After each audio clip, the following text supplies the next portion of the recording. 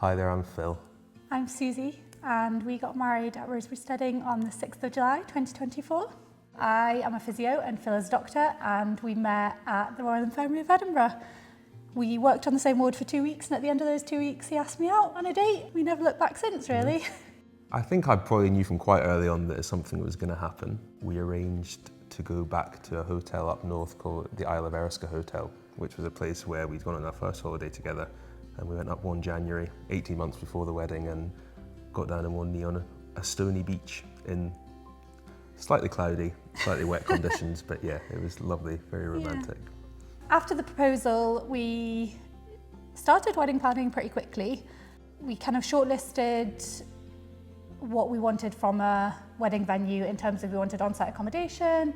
We wanted to be able to make a weekend of it, which is actually one of the reasons the Steading ended up being the perfect place for us to get married. And actually it was the first wedding venue we ever came to see. So it was pretty hard for other venues to stand up to it because we fell in love with it kind of the first time we arrived. One thing I love is just how well it all flows together. So you've got the venue where you actually get married, the hall there, and you've got the bar area and the dining area and all the outside courtyard area. It all flows so nicely together, so you never feel far away from people. People are always together. And also, yeah, fingers crossed you get lovely weather for a wedding, but if it's a bit mixed, you've got outdoor areas that flow really nicely into indoor areas. So that's, in terms of thinking about logistics, it ticked every box from that point of view for us as well.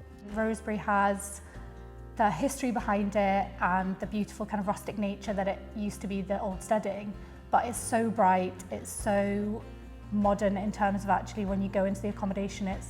I think that's one of the things that sold it for us was when we walked into the accommodation, we could feel ourselves getting ready for the wedding there. And I still remember the first time I walked into the ceremony space and I could imagine myself walking down the aisle there. And that, I think, when we went to look at other venues, that was the different thing, in that I just couldn't imagine walking down an aisle there, whereas here I could picture all our friends and family here. I could picture us having drinks and a lovely Friday evening and then getting ready on the Saturday morning and then marrying you here. In terms of the location, it was ideal for us because you've got this beautiful place outside the city, but also very accessible to Edinburgh, which is important because we had family and friends coming from further afield, so they could get a plane or train up to Edinburgh and then we could get them from there, or they could make their way here really easily. So you've got the city on your doorstep, but you have got this sort of oasis in the countryside where you feel really removed from everything and sort of day-to-day life. Yeah, I think when you look at locations in the city, you feel that it would almost be similar to going out for dinner and it would just be that snapshot of a day, whereas here you get so much more than that. I mean, your best man went wild swimming on the Saturday morning before our wedding, and you guys all played rugby on the Friday night outside of the Steading on the grass, and it felt really nice that you could have that, but then you could also have maybe your more elderly relatives sitting on a nice sofa in the dairy just having a glass of wine, and it accommodated for everybody in that sense. And then we had like garden games in the courtyard. It allowed for a huge variety of things to be going on, but as Phil said before, the flow of it, you never felt like you were far away from anyone, and you could interact with the whole wedding party and everyone who was staying there for the weekend really well. The process to organising the wedding, I would say, I think fairly that I did the majority of. I think all the staff here are amazing. They get to know you as a couple. They get to know what your vision of the wedding is, and they advise you on any way in terms of how they can help you create that vision. They have an incredible master document that allows you to help find suppliers, and they have their recommended suppliers, and they had a fantastic catering panel, which we were able to choose our caterers from. And I mean, I dealt with Jo from the first time that we viewed the venue to basically sending her an email thanking her after the wedding, and I think from the moment that we viewed the venue she was just fantastic. It was just a really nice experience, and she went and introduced herself to my parents and the rest of my family and things like that. So, you know, and she would accommodate whenever we wanted to come back and bring your parents to come and view it. She would always be so accommodating of fitting us in, even if we were kind of asking to come back multiple times, just because we loved it so much. I got ready in the dairy, didn't see you the night before, and you were in the Ducat.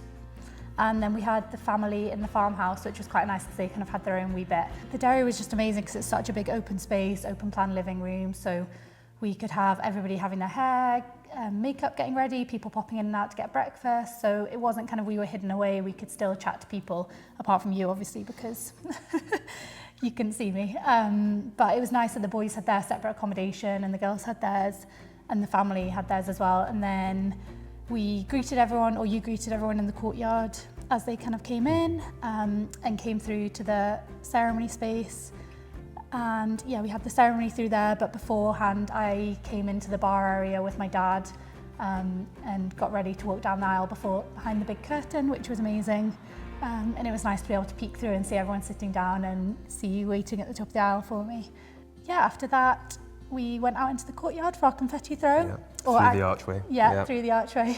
Basically all of our drinks reception was in the courtyard. We had a couple of garden games in there, which made it really special because it's big enough to hold everyone, but also to have games going on so everyone is together.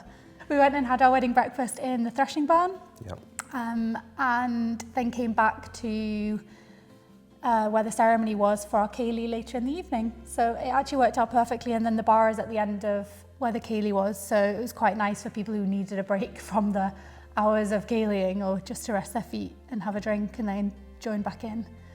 Yeah, and then as it got darker later on, they light the fire pit out in the centre of the courtyard as well. Adds a really nice bit of atmosphere, and then you can just sort of dot in between rooms and socialise with different people depending on where they are. So yeah, I think we used the whole venue throughout the day, didn't we? That's the beauty of it. I think the Steading's been renovated to really high standard when it was done, and it was one venue that we came around and said, actually, I could imagine us getting married in this setting as it was when we viewed it.